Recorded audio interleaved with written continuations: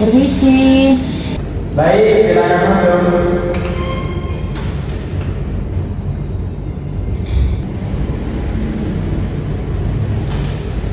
Selamat siang Mbak Fitri. Siang Mbak Fitri. Sudah bikin janji sebelumnya ya? Ya. Gimana perasaannya hari ini?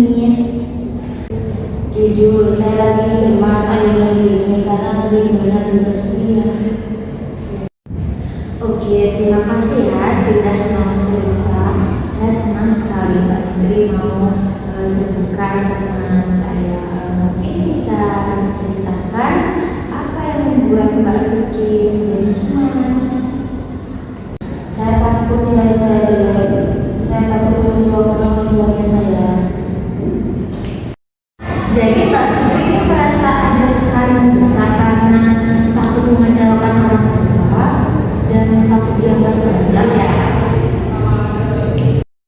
Iya Bu, saya kepikiran terus, maka saya akan susah untuk tidur. Pasti melelahkan sekali ya Mbak, pikiran itu terus menerus.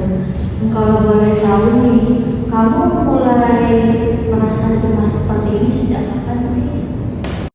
Sejak semester ini Bu, tugas semakin banyak dan saya merasa teman-teman saya lebih pintar daripada saya. Oke, jadi kamu nih sering membandingkan diri kamu sama teman kamu ya? Iya, saya merasa tertinggal.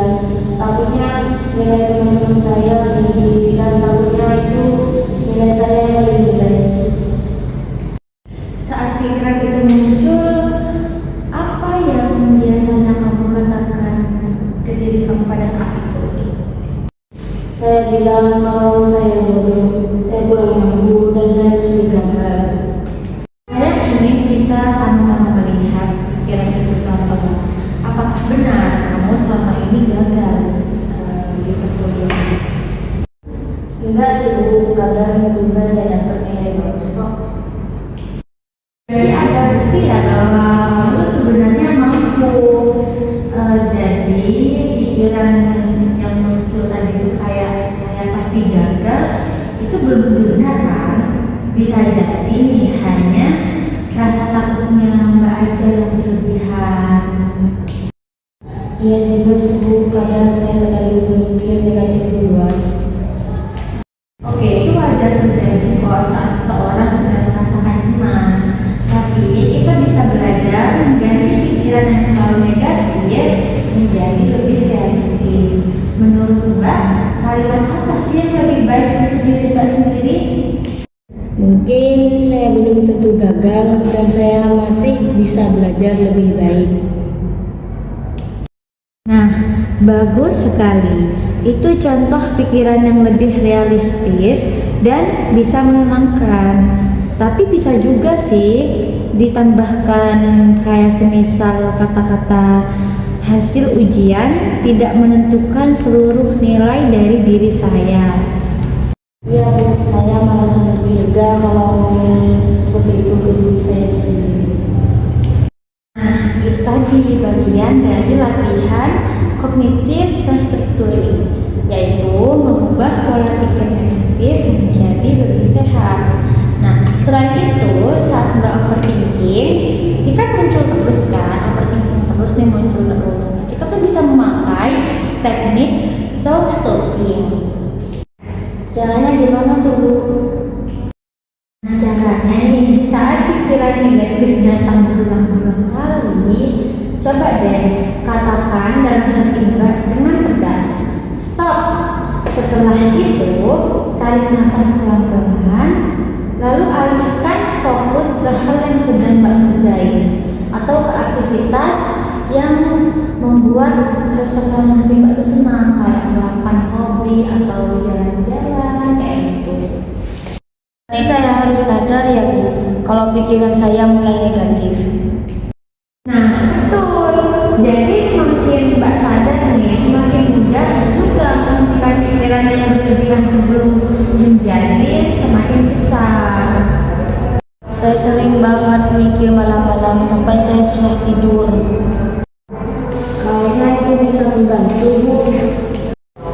Nah, selain soal nilai, apa ada hal lain nih yang membuat Mbak tertekan akhir-akhir ini?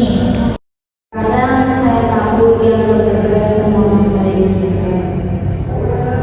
Oke, saya memahami, tapi perlu tetap ingat ya, kalau setiap orang itu punya proses belajar yang berbeda-beda.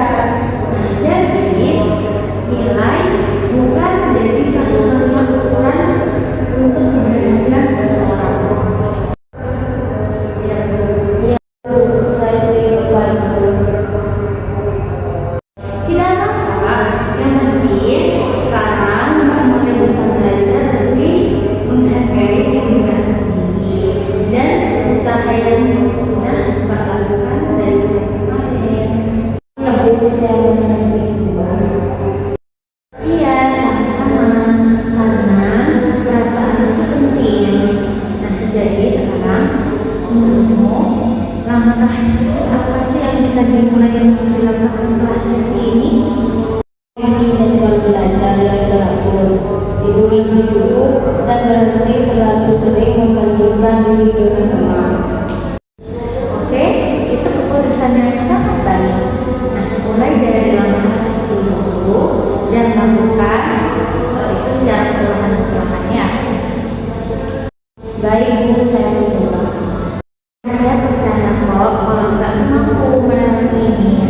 Terima kasih ya sudah mau berbuka dan jujur hari ini. Terima kasih juga Bu, saya merasa lebih tenang dan lega. Di sini saya dapat menyimpulkan dari cerita Mbak Fitri ya. Jadi Mbak Fitri ini sering mengalami overthinking dan cemas soal akademik. Karena apa? Karena takut gagal dan takut mengecewakan orang tua.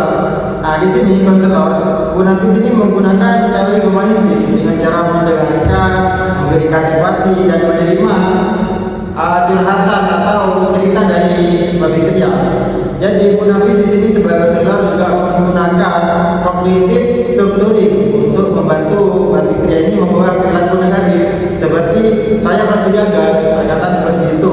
Nah, menjadi pikiran yang lebih positif dan realistis. Selain itu digunakanlah teknik top stopping yang mana agar Mbak Fitri ini bisa menghentikan overthinkingnya dengan mengatakan kata-kata stop pada pikiran negatif dan mengalihkan kepada pikiran-pikiran yang lebih berfokus untuk keberhasilannya Mbak Fitri ya. Cukup.